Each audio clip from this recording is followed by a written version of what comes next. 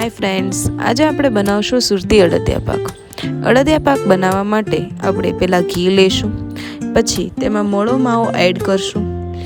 મોળો માવો ઘી છોડે ત્યાં સુધી આપણે તેને બરાબર શેકી લેવાનો છે. માવો શેકાઈ જાય પછી તેને અલગ પ્લેટમાં કાઢી લઈશું.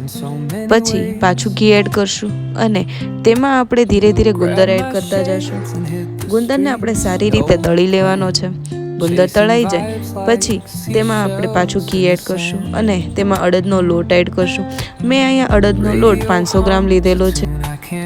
ગેસની ફ્લેમ આપણે ધીમી રાખશું જેથી લોટ બળી ન જાય. કલર કરે ત્યાં સુધી તેને શેકી લઈશું.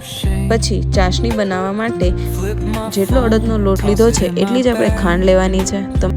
એટલે મેં અહીંયા 500 ગ્રામ જેટલી ખાંડ લીધી છે. ખાંડ ડૂબે તેટલું આપણે પાણી એડ કરશું અને અડદિયાને 1 થી 1.5 તારની ચાસણી આવે ત્યાં સુધી એની હલાવતા રહીશું.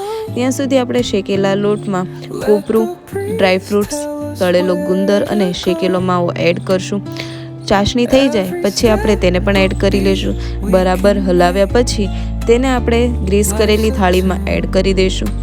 પછી તવેથા કે ચાકુની મદદથી તેના બટકા પાડી લઈશું. ફ્રેન્ડ્સ, આ રીતે અડદિયા પાક બનાવજો, બહુ જ ટેસ્ટી અને સોફ્ટ બને છે. અને તમે લોકો પણ કમેન્ટ કરજો કે તમે કેવી રીતે અડદિયા પાક બનાવો છો. Thank you for watching.